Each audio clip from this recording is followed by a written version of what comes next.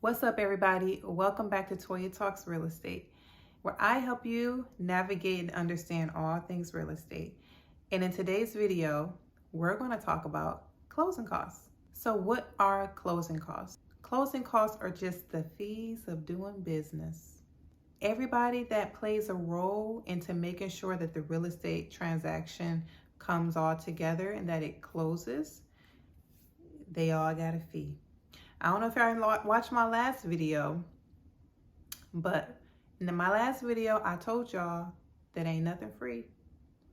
Don't get me wrong, it's some things out here where they just really want to be kind and gentle and just love on your spirit. But for the most part, when it comes to doing business, they either gonna get their money on the front end or the back end. So when they talking about 100% this or, no money down, they gonna get their money some sort of way from you. It could be higher interest, it could be in fees. Just read, just remember to read, be aware, and ask questions. So aside from that, back to what we were talking about. So closing costs. So everybody who has played a part again in making sure everything came together, they all have a fee. So that includes the mortgage loan officer, the realtor, the title agency, the bank. Everybody got a fee, okay? But that's what closing costs are in a nutshell. Whenever you're buying a home, you're going to pay 3 big fees. That's going to be your down payment. You're going to pay that after you get your offer accepted. Your closing costs, you're going to pay that once you close on the deal. And then I want to say the first year in the home, you're going to either make your own personal upgrades to the home, or something may go out. Like there's going to be, it costs money to maintain a home. So I always like to tell people to have money on the side, especially for the first year, so that you're in the home. Okay, so that's where like a lot of the bulk of your money, like when you're going to be really spending money, that's where it's going to come from. You're going to have little small fees in between, but that's just to highlight the big fees where I'm talking about a couple thousand. Okay, I'm just telling you. So closing costs are typically 2 to 5% or 6% of the purchase price of the home.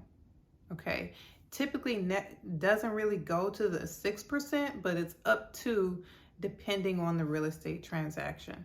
And I want you guys to remember, everybody's situation is different. Okay, every real estate transaction has a different amount of fees, a different set of contractual obligations. So everybody's closing costs wouldn't be the same, but that's just a range, 2 to 6% of the purchase price of the home. Okay, so if we're using to put it into better context, if we're using the example of a $300,000 home, after you pay your down payment on that $300,000 home, that closing cost would be around $6,000 to $18,000, right? Again, it typically doesn't go on the higher end, but that's just to give you like a general guideline. I would say more between like 6 to 14,000 would be more reasonable range for you for your closing costs. Okay, on a $300,000 home. When do you pay the closing costs? You have to wire the closing costs the day of closing. I do want you guys to keep in mind that everything in real estate is negotiable. So although these closing costs may seem expensive, or it may seem like, wow, I'm already paying a down payment, now I got to pay this, everything in real estate is negotiable. Okay, so it's not to say that you cannot pay closing costs. There are some programs that offer to pay your closing costs for you. Okay, you guys can go and watch my video on down payment assistance. That will give you more information on that. But remember when I told you, ain't nothing free. So they may pay for your closing costs, right? But they may also require you to be in that home for 15 years.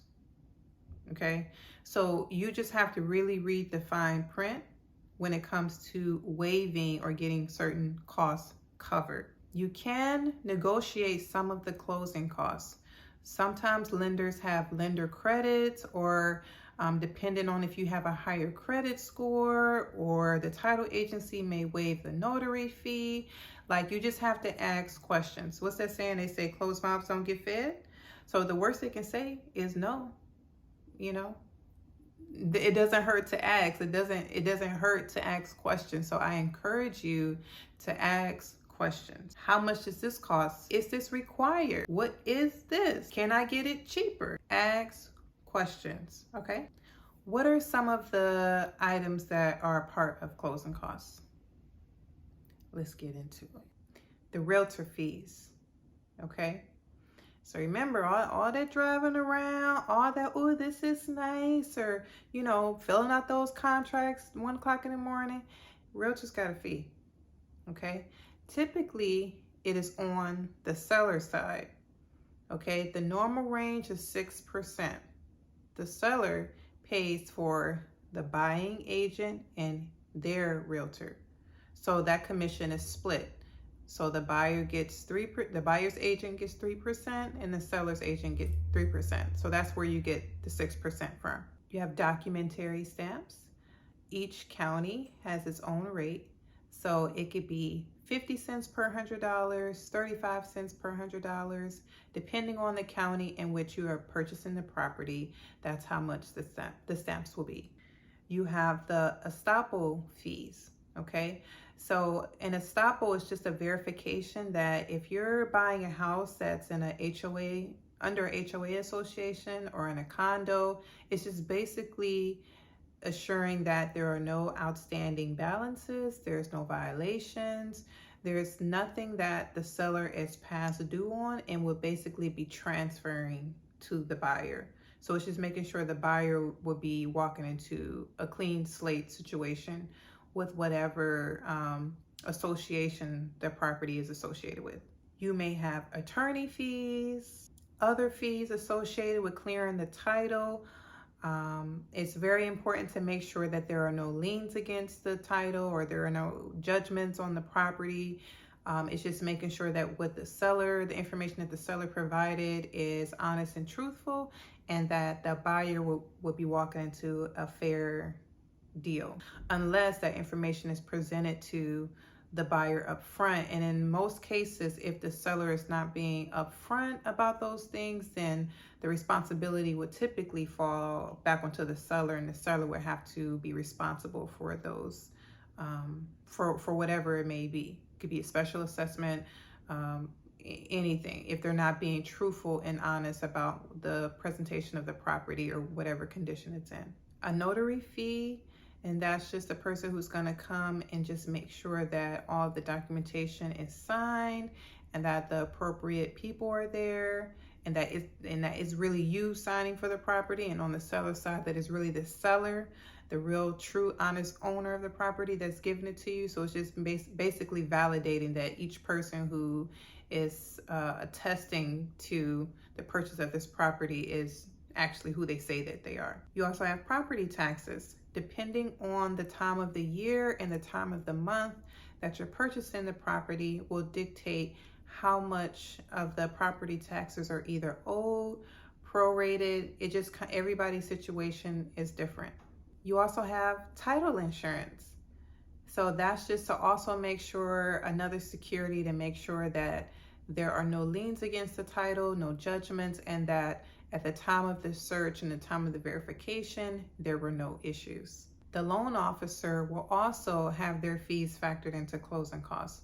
So whatever bank that the lender got your loan from, they have their processing fees. For the underwriter, for the loan officer themselves, I believe they get like 1 to 2% of the purchase price. Like their fees vary. There's a fee for running your credit. There's a fee for getting all of your documents together.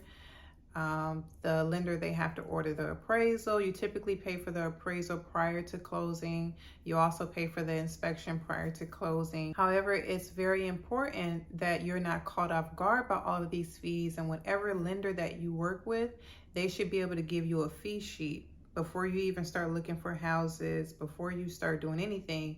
They should be able to give you a fee sheet that has all of their fees listed, and it also has what your estimated monthly mortgage would be. But do not take those numbers as they're concrete, but it should give you a guide, because during the process, things can change. Okay, you can get credits added, lender credits added. Some fees may be added or taken off, but that should give you a guideline of what to expect. You also have to get home insurance. Most of the time, if it's a loan, like you have to have insurance. Just like when you buy a car, most of the time you can't drive a car off the lot until you get car insurance. So it's the same thing with the house. When you're buying a brand new house and you're getting a loan for it, you have to get home insurance. And depending on how the inspection goes is going to dictate how high your premium is going to be. So that's also a factor. So if you have things that are not working, sometimes the homeowners or the home insurance company may require you to make those upgrades within a specified amount of time after you buy the property to maintain whatever premium that they quoted you.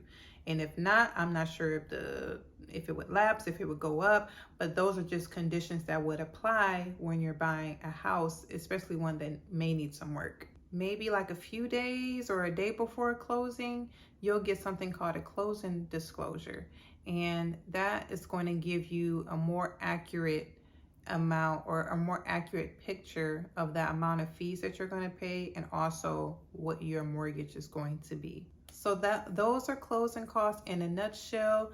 Again, everybody's situation is different, but those are the typical fees that you would find when it comes to closing costs. So if you guys have any questions or if you want me to go more in depth when it comes to the fees associated with closing costs, please leave your comments down below and I can make a video specifically on those topics. I can answer your questions.